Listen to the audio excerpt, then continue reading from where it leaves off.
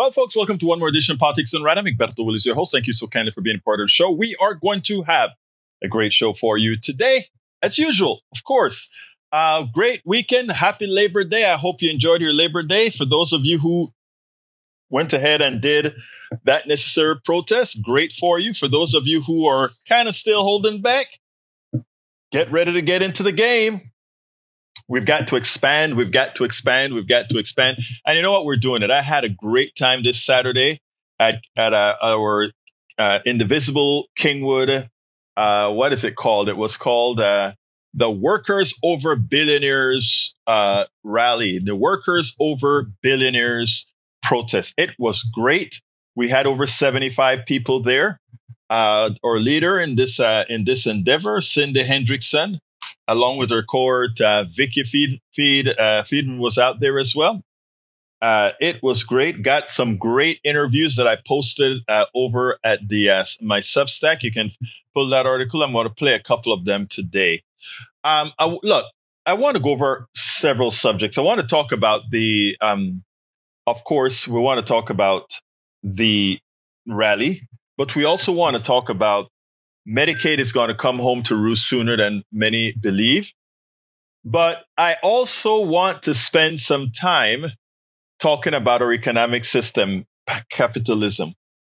And bear with me, guys. A lot of Democrats don't like to talk about it because our neoliberal Democrats are sold out as it is.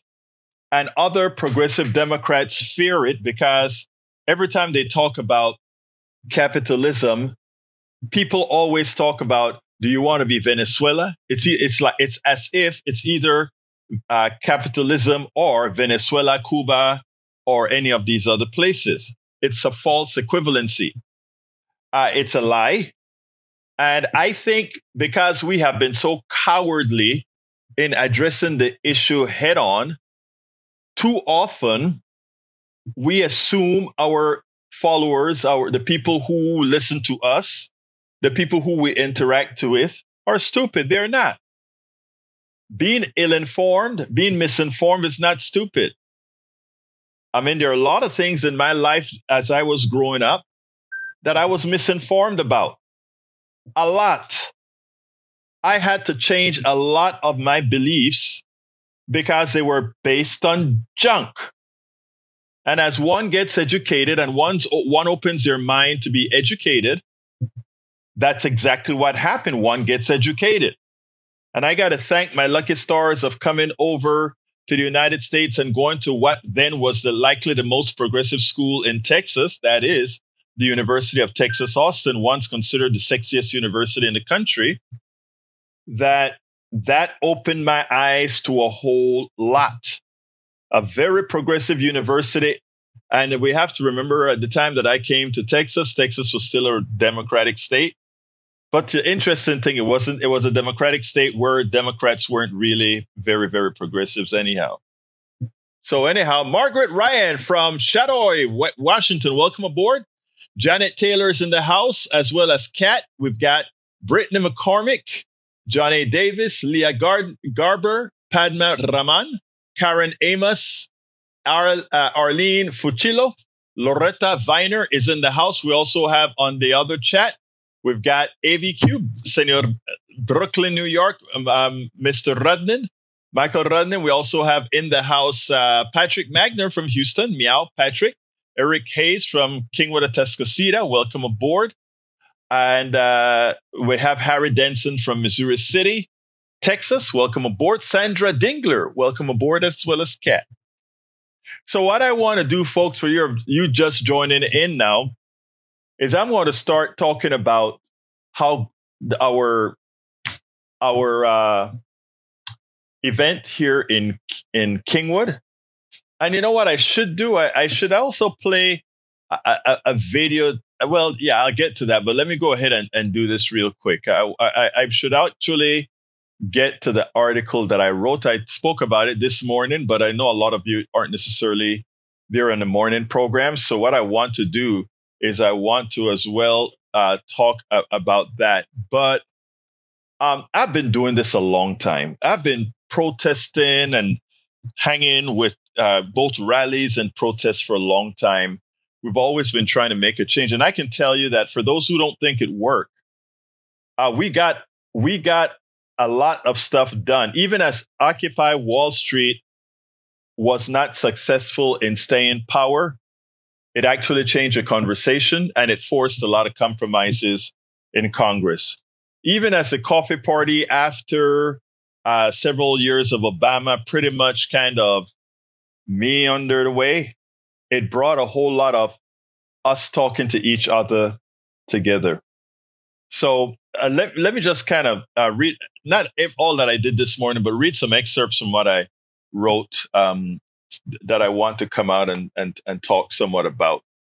Because let me get to that screen real quick. Let's get to that screen. Oh, and as it turns out, great, Egberto. YouTube put the wrong screen under control. So let me fix that on my screen to get the right screens under YouTube control. So I'm going to put this over here, put that over there so that I can still read your comments. Where are the rest of our people's comments? That is over there as well. All right. I think that's good enough for government work. All right. I wrote this article and you guys should look it up. I'm going to put the link to the article in both chats, right? This is an article that I wrote after the rally that we did yesterday. And I'm going to go through it real quickly and then get to the real stuff that I want to talk about. All right. I said we expected over 3,000 people. We had a big function in DC. We paid thousands of dollars to consultants, thousands of dollars to get the West Mall set up with, a couple thousand chairs and so forth. We're expecting between 3,000 to 5,000 people to show up. They were coming from all parts of the country, etc. Our reps, etc. I know I'm going to go to your comments in a minute. Our reps went ahead and paid, try to get media out there for this big event. Well, it turns out that the weekend we chose, a freak storm hit New York. And let me kind of show you what that looked like. And there's a method to the madness while I'm telling you the story. Okay? Some of you may have seen this already, but we are in DC in a snowstorm. Check this out. Let's see if I can get it out. Come on. Let's see if we can do this. Yeah, there we go.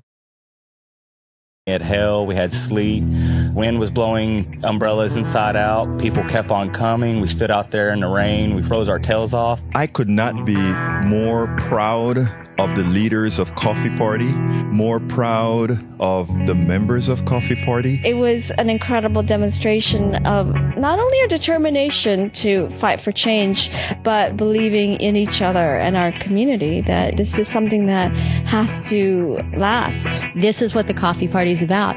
It's about all of us working together and participating in our democracy, because that's what it's going to take. That's what democracy is. It's about participation. I don't think I've fallen in love with so many people at once in my life. I went from believing in what we were doing to owning it in every cell of my body. We eventually moved it inside. We packed the place. It was fantastic. Everybody shared their stories. Everybody shared their solutions and ideas. We had a good time. We had a good amount of fellowship. And we really came together as citizens, and this is going to be the start of something great. I know that I saw some kind of tsunami of the heart. I saw all of us gelling together. It doesn't matter if you're a Republican, Democrat, a far left-winger, a far right-winger, or an independent. You're welcome, and your voices are welcome to be heard. We can't just sit back and wait for somebody else to fix it. It's up to us. Let's go out there, change Congress, change America for the whole country, and not just 1%. All right. Why did I show that? Yes, it's 11 years old, and there's a reason that I play this, right? We've been at this stuff for a long time.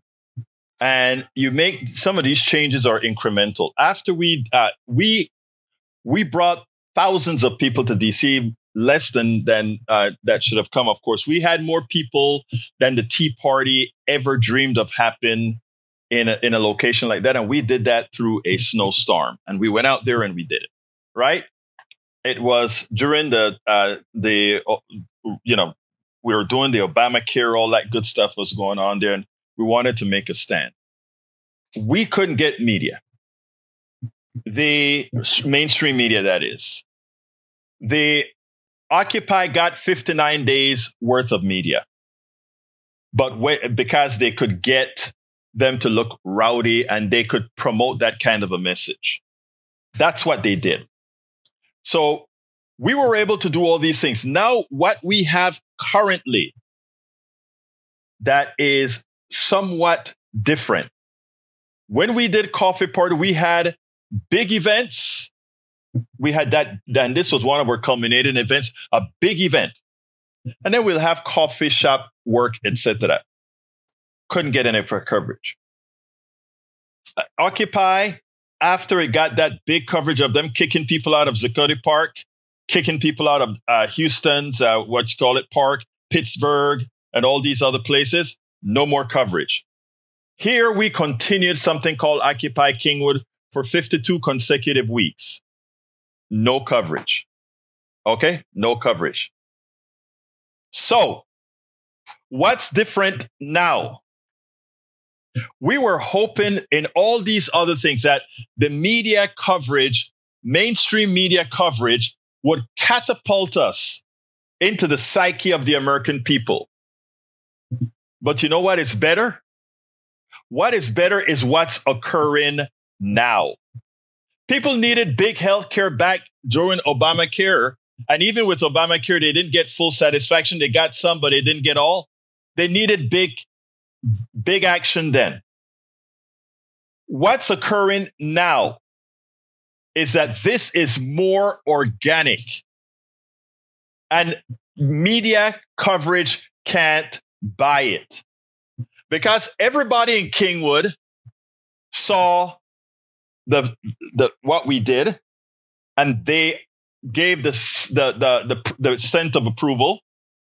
They did this in over 1,000 cities and towns around the country.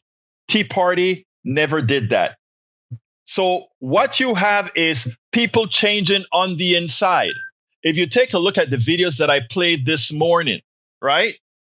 The videos that I played this morning showed people that were otherwise Republicans actually now putting their faces out there and talking about making a change. You don't see it on CNN, you don't see it on MSNBC, but you see it at the rallies.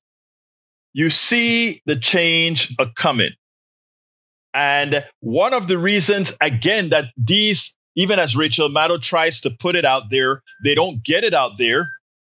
It's because, again, they know what is coming if and only if we keep up doing what we need to do. The change is coming. I want to play you, before I go to Cindy, I want to play you a piece by a former Dan Crenshaw supporter.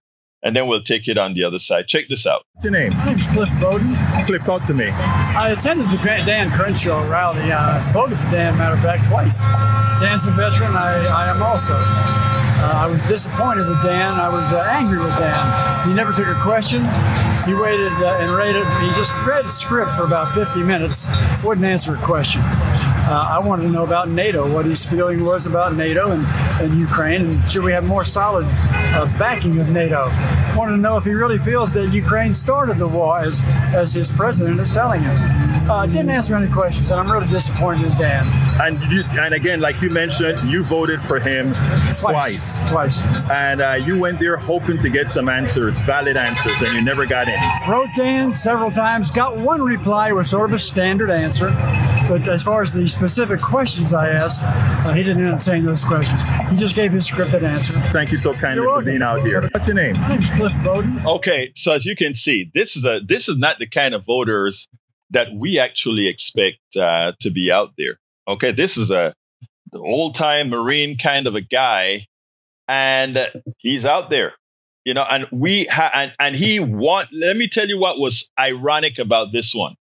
as I'm walking around, I did about 20 something interviews. As I am walking around this event, right? This guy I didn't go looking for him. He actually saw me interviewing somebody and says, I have something to say. I have something to say. At which point I said, if you got something to say, I don't know what he's going to say, but I wanted to hear what it was that he had to say. And it turns out that he did the right thing. All right. Before I continue, let me go to Brother Rudnins, who as usual, brought us some information. And then I'm going to get right back to the subject. He remember that AI video where Trump would ethnically cleanse, steal land and build luxury resorts on top of rubble, covering bodies of dead Palestinians? Yep. That wasn't Trump trolling. He actually wants to do it. Any ideas of voluntary relocation, of paying all Palestinians to give up their homeland? It's all lies to cover up what Trump and Netanyahu are actually doing. Ethnic cleansing, forced displacement, over 200,000 dead, a genocide. Yep, we know that. We knew that. And unfortunately, we are complicit. As we continue to send them bombs, we're complicit. The Independent, Trump's Gaza plan involves voluntary relocation of Palestinians and giving them $5,000 each. Proposal reportedly being considered by the White House would see 6 to 8 dynamic, modern, and AI smart planned cities. That is sick, right? The New Daily leaked plan for Trump administration to make depopulated Gaza a high-tech cash cow. The White House is circulating a plan to transform a substantially depopulated Gaza into U.S. President Donald Trump's version of a high-tech Riviera of the Middle East. Gaza would be brimming with private investment and replete with artificial intelligence. That's going to fit right in with my story. Capitalism, right? Has no heart, has no humanity, right? Lee Grant from Montgomery, welcome aboard. So that is sad. All right. I want to play.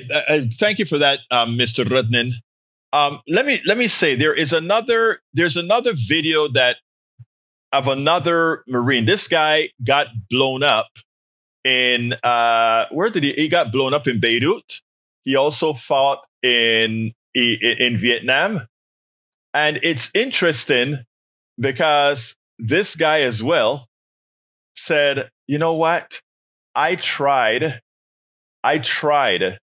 to talk to Crenshaw. Actually, let me see if I can get that in here. I think I got this video. I want you guys to listen to this one as well, because these are not naturally our voters, but this is what's coming. This is what's coming. I want you to listen to this, and then we'll take it on the other side. Let me get that cleaned up so I know where we're at. Here we go. What's your name? John. Hey, John, are you an ex-Marine? I was in the Marines for 10 years. So what's the word again? Hoorah? Hoorah. Hoorah. See, I know a little bit of something. Right. But anyway, why are you out here? I'm out here to protest. Why are you protesting? What gives you the impetus to come out here? Today's a holiday, man. Well, it's democracy. And I feel like our leaders are not upholding their constitutional oaths that they took. Crenshaw took 2 oaths. One for the Navy SEALs or the Navy, the other for Congress. He's a traitor. He forgot one, didn't he? He's a traitor. Yeah. I'm glad that you said that. Now, folks, let me, I not to expose anything, but our brother here is at a protest. He is in a chair, and he's here. There's no reason why all of us who understand what's going on can be here. Give me a closing statement, brother.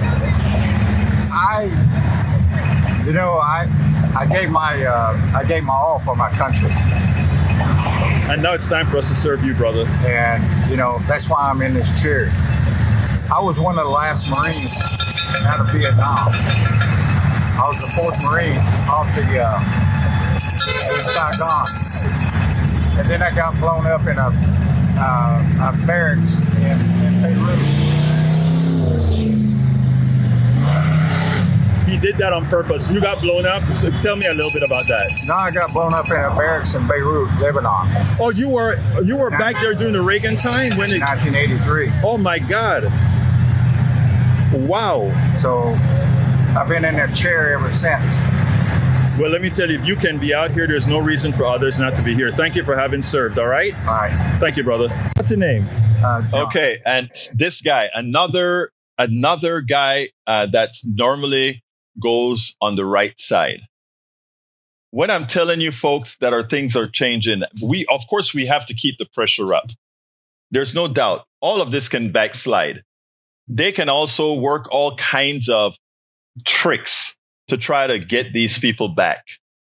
But this is real. And the change, I am in a very red community. And if I'm telling you, you notice every time you heard me play these videos, you hear a lot of horns hooting, etc. Those are horns of support.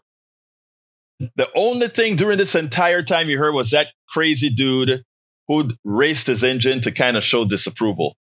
But we had support like you'd not imagine. And this is a woman who put it all together. A regular businesswoman in town that decided that she's had enough. Cindy Hendrickson. Cindy is the probably one of the largest organizers around here in Kingwood, Texas. She's with Indivisible Kingwood. I think she's had the most successful, continuous protests in this city. She's been getting kudos all over the county and country for her work. Cindy Hendrickson, how you doing? I'm doing okay. A little bit sweaty. That means you're doing something, girl. Yeah. But anyway, look, let me tell you, I can't speak about how I feel about the people that, through a lot of the work you and Vicky and others are doing, have activated. Why don't you tell me, how do you feel with what's happening right now? What do you mean in terms of what's happening? Well, with the people showing specific. up. Okay. Yeah, with the people. About this rally? Yeah, not only about this rally, but I can't just speak about this rally, Cindy. You've been doing a lot more than this rally. Yeah, we've been doing quite a bit. Well, what I'm seeing, at least today, is a lot of support from people driving by. And I'm going to segue back to Thursday night when we were at Dan Crenshaw's town hall. So we organized maybe 13 people to show up. We give them red and green cards. So if Dan was saying something they liked, they could hold up a green card. If not, the red card. Well, I gave them out to more than just our people. I gave them out to anyone who wanted a red and green card. Dan started his propaganda for about 45 minutes, and people were irritated. I saw red cards going out that were not my people, and it got pretty rowdy, and I thought it was awesome that they don't feel like they have a comfort zone out here anymore. A lot of people said we're paid protesters, so, yeah, here's my shirt. I'm not paid. Nobody's paid in my group. So I appreciate that people stood up and said, no, enough's enough. We don't believe your BS anymore. We want honest answers to serious questions.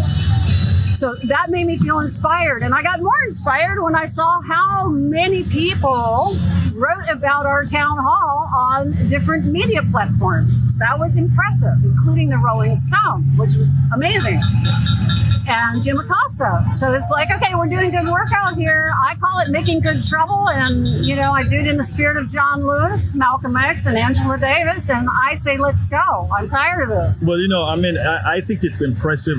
First of all, talking about the Dan Crenshaw thing, the people weren't paid. And what's interesting enough is they tried to get to me to tell me, hey, this person came and told me you guys were paid. And he's the one and I'm like, no, it wasn't. Please show me that person who tells me. But I can tell you for a fact, none of these people in here were paid. And in fact, not even the conservatives in here were paid. Correct. And they were pretty much on the side of the folks that were quiet. They weren't, they behaved. So Cindy, where do we go from here? Because I think I'm starting to see not only a change in the area, but a change in the amount of people who are willing to say that they've changed. I don't know what we're going to do next as far as planning something. I still have in the back of my mind having some kind of a community gathering. I don't want to call it a town hall, right? But a community gathering where maybe we could address some of those questions that were not answered by Crenshaw at his town hall, and maybe do it at the library.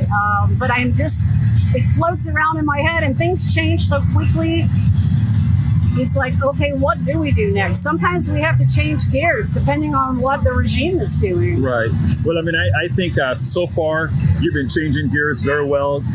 based on your signage, based on the activities that you're having. Hey, folks, if you take a look, early count today at 9:45 were 60. At least 20, 30 more people came. So today we are really exceeding what Cindy thought she was going to have out here. Yeah, sure. It's a holiday too, so I didn't really expect us to have a huge crowd. So I'm always pleased if 10 people show up. Right. Even if it's one, we're going to be here because it's important.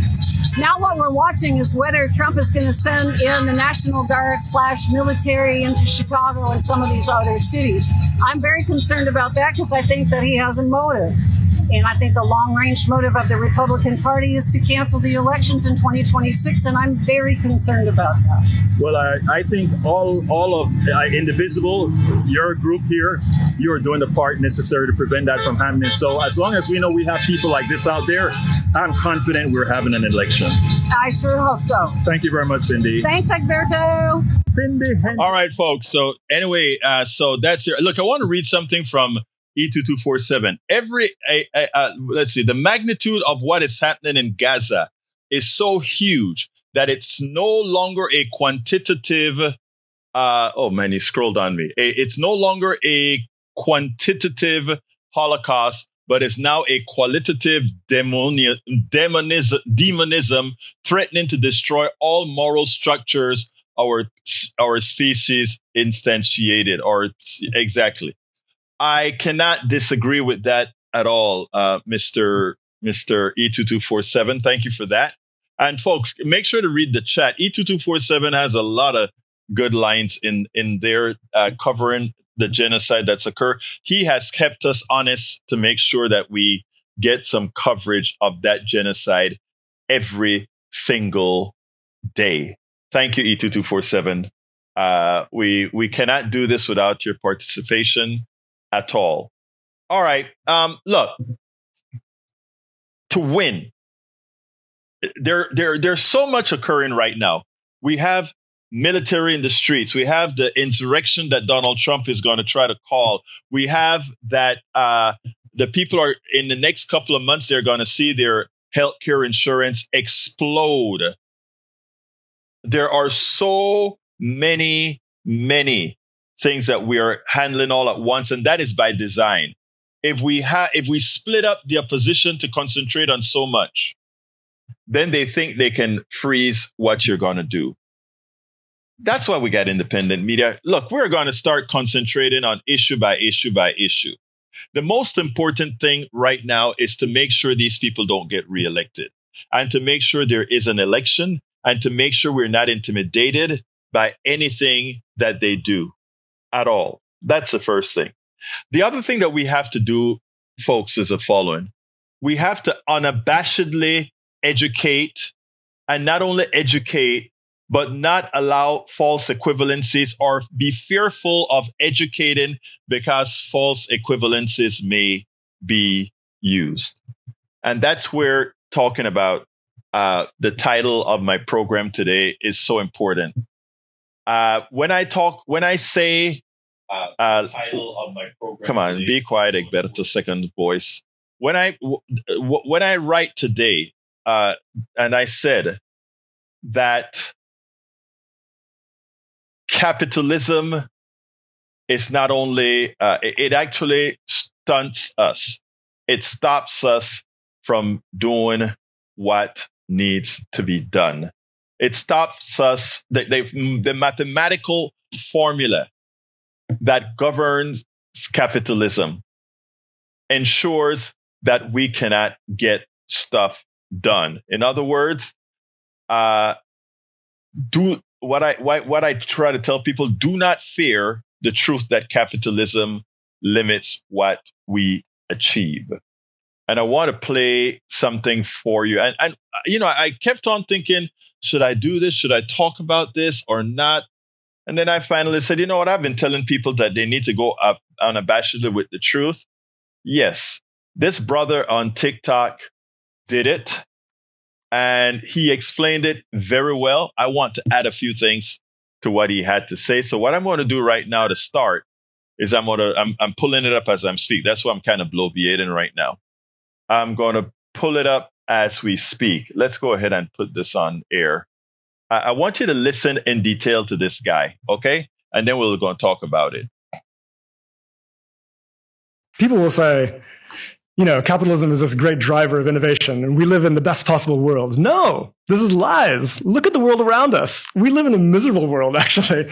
And capitalism, in fact, limits what we can achieve. It limits our capacity for innovation because we only get innovation that is profitable to capital, right? Not innovations that we actually need for improving well-being and ecology.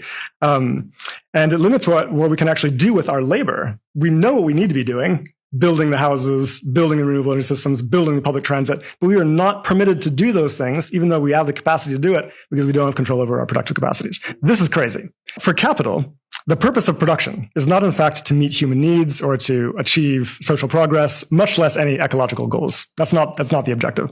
The objective is very singular, which is to maximize and accumulate profit. Now, this leads to, as a result, perverse forms of production, right? So capital makes massive investments in producing things that are profitable to capital, things like SUVs and fast fashion and mansions and private jets and the military industrial complex, right? So we get massive production of those things and we get chronic shortages of obviously necessary things, right? Like affordable housing and public transit and renewable energy and so on. And so this is actually what explains our current paradox, the double crisis that we face right now in the world, right? Which is an ecological crisis driven by massive production to the point of overshooting 6 planetary boundaries, driving ecological breakdown. But at the same time, we have massive deprivation socially. 2 billion people around the world live in food insecurity. I mean, something as basic as food security cannot be supplied by capitalism for everybody. 5 billion people, lack access to necessary healthcare, right? And this is obviously mostly in the periphery of the world system, but it's true also in the imperial core, in the high-income nations themselves, where I was just looking at data on this recently, actually. 100 million people in the USA and Europe live in food insecurity. I mean, think about this. The richest countries in the world cannot even guarantee something as simple as food security to their citizens. The working classes in these regions are immiserated despite the vast wealth that they produce. People will say... Now, I want to say something. I love this guy is 100% on point. But as I listen to this, right, and this is the only critique I'm going to give of this, and then I'm going to move on. This is the only critique I'm going to give on this and move on.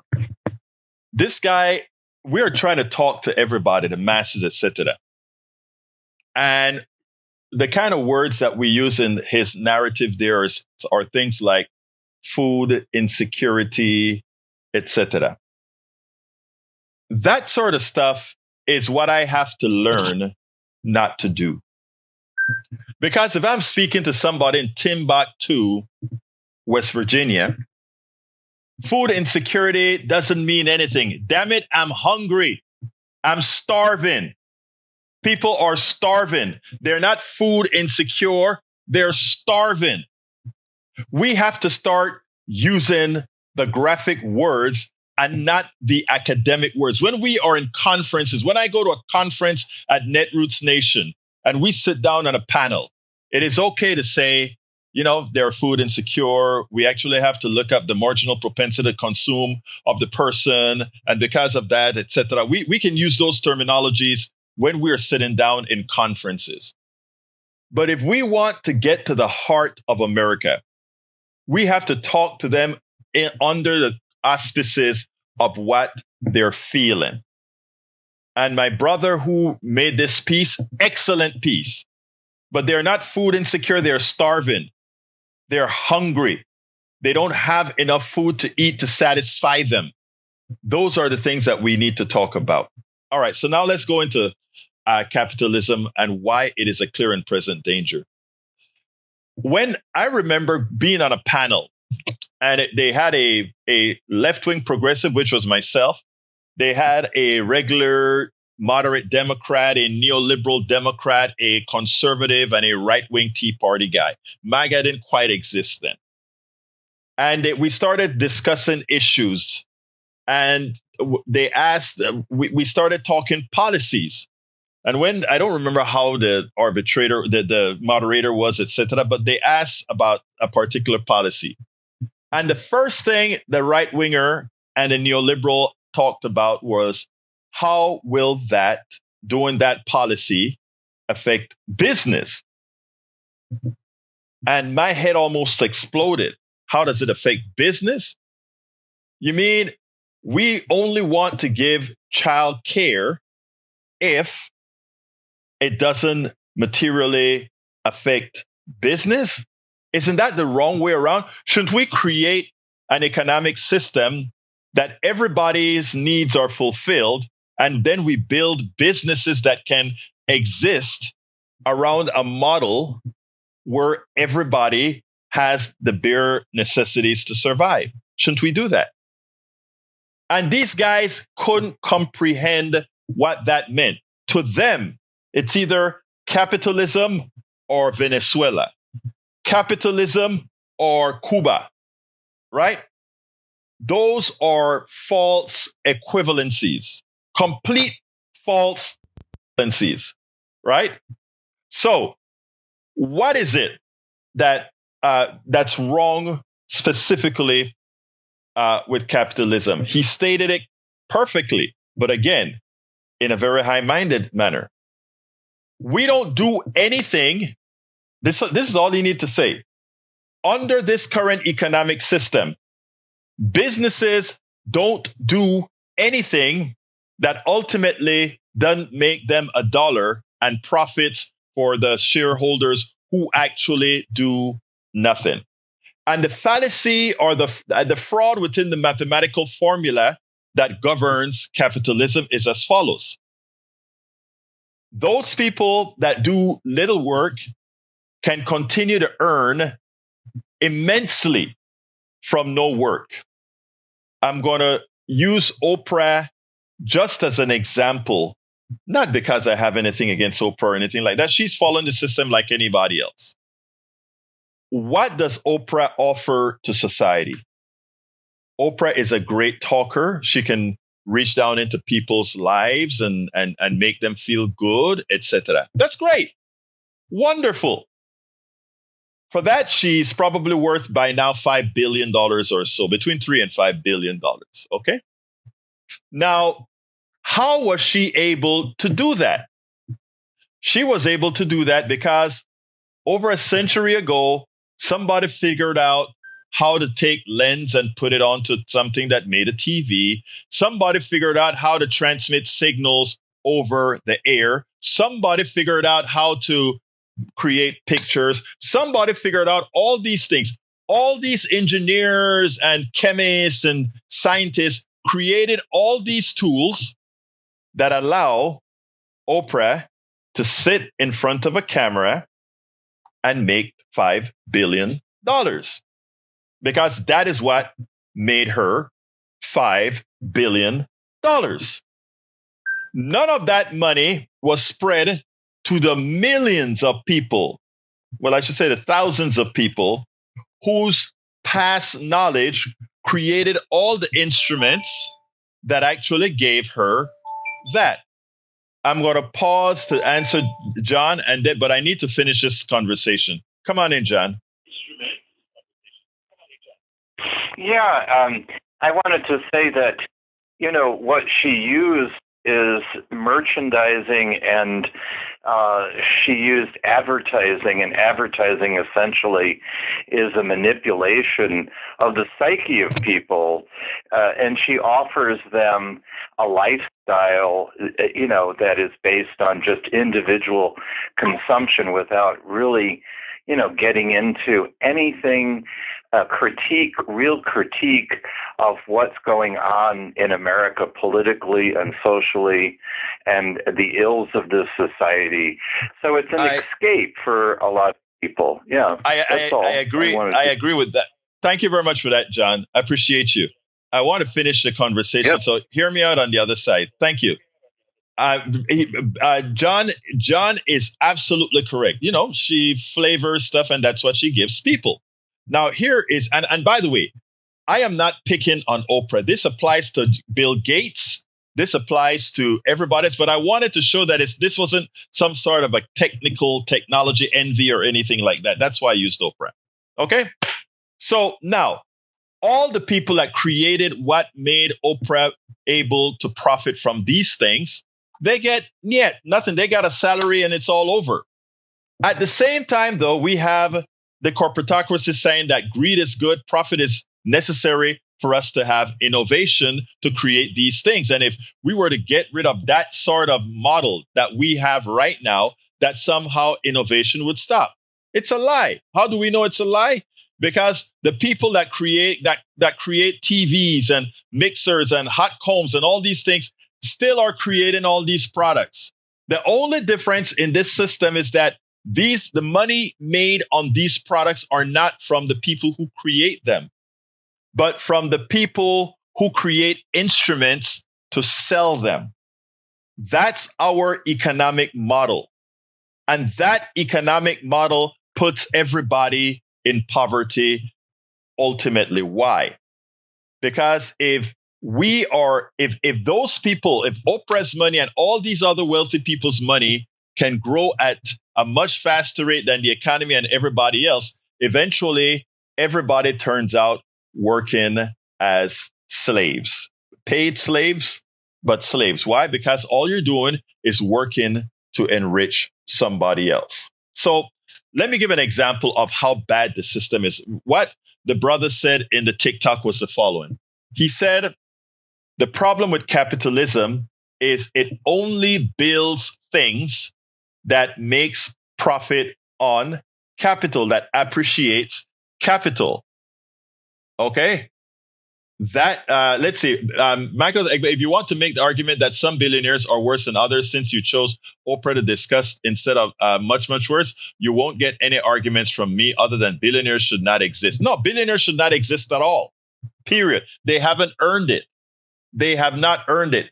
And by the way, Margaret, I handle the patent system in this book, as I see it, how the patent system has really screwed us as well.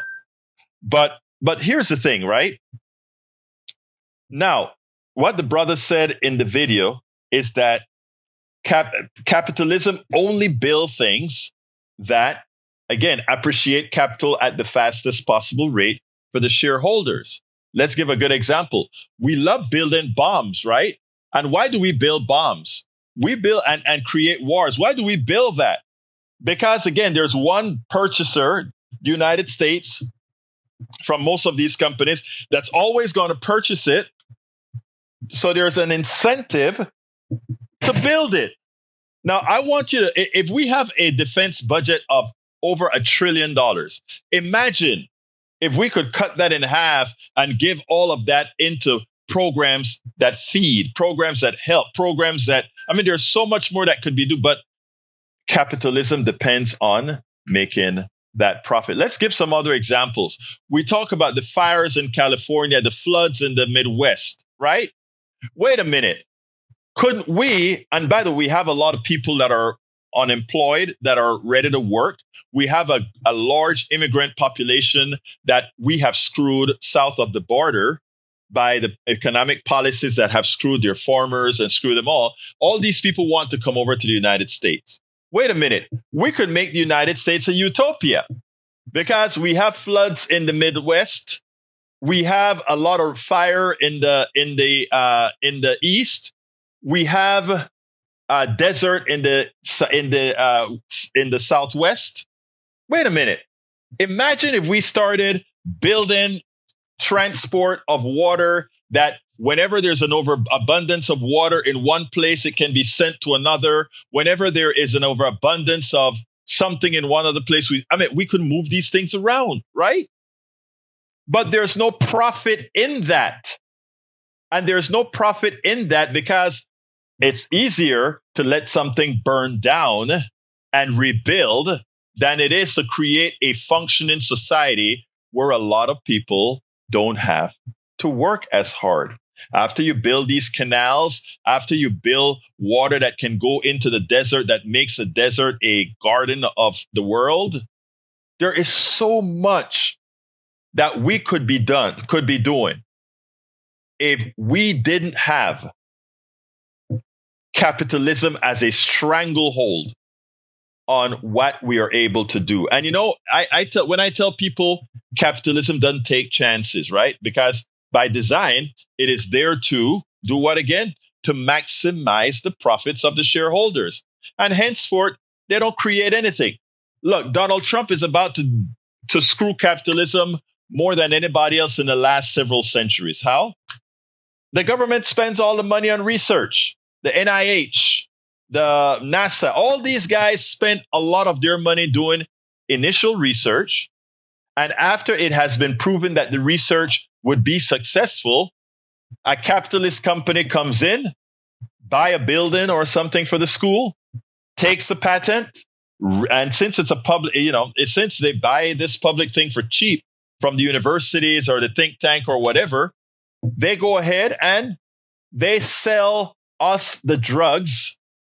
They sell us the drugs that was developed by our tax dollar by a whole bunch more. Egberto listening and on chat, please subscribe and support. Thank you very much for that, Margaret. Thank you very much for that. I appreciate that. And you get free access to my books when you subscribe, become a paid subscriber. Absolutely. Thank you, Margaret. And please encourage others to subscribe. So, folks, when we talk about capitalism holding us back, it's not a fallacy. It's not about capitalism versus communism. That's not what it is. It's a statement of fact. We need an economic system that actually works for everybody, an economic system that doesn't stop us from building the things that we need to build. I want you guys to think about a recession, right? Think about how recessions occur. I want you to think about this. When a recession occurs, it is because many a times, people don't have buying power. You have to then lay people off. And when you lay people off, it's a self-fulfilling prophecy that, okay, the laid off people spend less and they'll keep falling around. By the way, the capitalists love the government then because the government then gives subsidies to people so they can start buying again, right? But here's the thing that when I talk about the flaw of capitalism, whenever we have people that are wanting to work, they want to work. We need to build canals. We need to repair streets. We need to do all these things. And what's the reason why we don't do it? They say because we don't have any money. Really? Really? You have unemployed people. You have roads that need fixing. You need canals that need to be built. You need doctors and healthcare workers to help the sick. But you have people that are laid off or people out of a job. That by design tells you that your economic system is flawed because it cannot connect work to what needs to be done. Workers are there. What needs to be done is here. But the thing that needs to connect them is money. And if your economic system cannot do that, imagine if ants used to have money. They couldn't work their mounds. They work in a collective manner. You have the people going out to get the food, to populate the mound. And then you have the others taking care of collective societies where we are our brothers' keepers or sisters' keepers. It just makes more sense, right? But we are so indoctrinated by the Powell memo. They have so destroyed our minds that we somehow fear that a rich country like ours cannot develop an economic system that it's not capitalism, but it's not Venezuela and it's not Cuba. And by the way, just as a matter of information, we're the ones who keep our boot on the neck of both Venezuela and Cuba. All right, just saying. They have problems, but one of the reasons they do have problems as well, not the only reason, but one of the reasons they have problems is we keep our boot on their necks. In the case of Cuba, complete an entire blockade, right, of being able to use the dollar, et cetera, et cetera, et cetera, et cetera. They can use the dollar, but there are exceptions. Anyway, so I want folks to understand, I think I'm going to write up something about, I've written about this before, but I think another paper is due. But just remember this. The statement that I made in the text, and that is the truth is capitalism limits what we can achieve, because the only thing we can achieve is that which will make profit for the capitalists. Remember that. We cannot do anything that is good for humanity if that good for humanity is not able to maximize the profit of the wealthy. Please keep that in your head. And the next time they tell you, well, what do you want? Cuba, what do you want? Venezuela, tell them no. You just want an economic system that works. And you also make it understood that nobody has earned $1 billion. Nobody has earned $500 million. Everything that all these wealthy people have made was done on your backs. It's the excess labor that you were not paid for. And it is hard for us to accept that we have been lied to since our inception about this economic system. How the hell do you think the founding fathers built our system? David Cobb, I was in an organization called Move to Amend. Look up Move to Amend. They're still in existence. They're not as radical as we used to be then. But I remember we'll sit down in these homes in California or DC or Minnesota. We met twice a year. We rent a big, humongous house, and there are 20 of us in there going through policy and trying to come up with ideas for Congress to do. That's how things work in this country. You get lobbyists, you get policy, people write policy papers, etc. You get to find Congress people to support it and get them to turn it into a bill. And that's the kind of stuff we did, right? So we would meet twice a year, and we'll come up with some policy ideas. Our main policy was corporations are not people, and money is not speech. And we had the 28th Amendment that we were trying to get through, and we had a whole lot of sponsors to do that. But I remember sitting down and we're having coffee. I'll be drinking a lot of coffee. David Cobb, a beer. And David Cobb looked at me one time and he said, Egberto, if you take a look at the Constitution, what you really realize is that it is a capital document.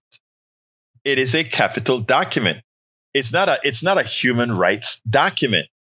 I mean, even if we take a look at slavery and everything else, it's a capital document. And he was absolutely right. The founding fathers were rich, wealthy guys who wanted to maintain their wealth, their farms, their whatever it was that they did, they wanted to maintain their wealth. And the way everything was written was to ensure that they maintained their wealth. Things like only men with land could vote and women couldn't vote at all. And guys like me were 3/5 of a person. All of that was in the Constitution, right? So the design was never for real equity. Some of the words, we the people of the United States, in order to form a perfect union, in the Declaration of Independence, we have to acknowledge that this blind belief that we were ordained to be a capitalist country where business is everything and everything else is wrong. I mean, we got to get away from that. The only way we survive as a country, is if we change our economic system. Because the economic system is now on fumes. We have already taken away a lot from ourselves, a lot from many of the countries around the world that's waking up. If you take a look at what's being formed around the world, and I'm not trying to be a part of these guys or support these guys or anything, but when you see China, Russia, Brazil, and some other countries that make up the vast majority of the population and the world's GDP, I think the writing is on the wall. And it is in our interest as Americans to really start preparing for what our economic system needs to look like going forward. And it's not capitalism. It's free enterprise with a very, very strong social safety net. That is the only way we survive as a country, because that is how you get the 342 million Americans here to all work collectively, to work together to make sure that we survive as a strong country. But again, nobody said that capitalists were smart, because they're not. Having $1 billion doesn't mean you're smart. Having $1 billion doesn't mean you know how to play the capitalism game. Engineers generally don't care about that. Lawyers generally don't care about that. All of these issues are things that we have to work on. Now, anyway, anybody want to challenge, talk about it, etc.?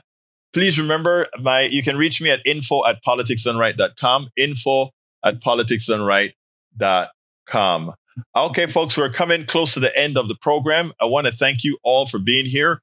Want to thank you all for listening. I want to ask you so kindly, those of you who have the wherewithal to do so, please go ahead and support our program. Please support our program by becoming a paid subscriber of our newsletter. You get to read all my books online at Substack. I will have other perks for you. I do that all of the times.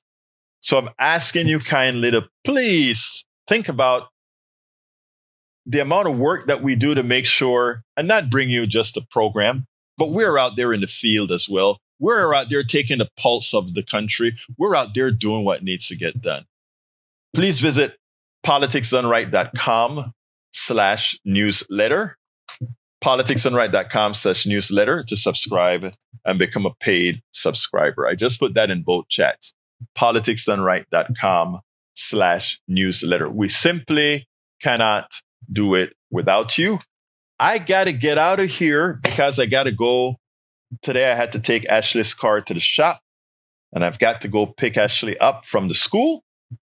So I got to leave like right away before she calls and say, "Daddy, where the hell are you?" Anyway, folks, again, please support the program best you can. politicsdoneright.com/newsletter. My name is Egberto Willies. This is Politics Done Right. And you guys know how I end this baby. I am what? All of our country's problems, from polarization to ignorance on domestic and international issues to a complete misunderstanding of our economic and healthcare systems, are a direct result of a derelict mainstream media that too often bend over backwards to support corporate or bought politicians' wants as opposed to the people's needs for real information to make their lives better. Independent media is the only solution to inform truthfully and factually. Why? Because our loyalties are to you, the ones who fund us with small dollar contributions and subscriptions.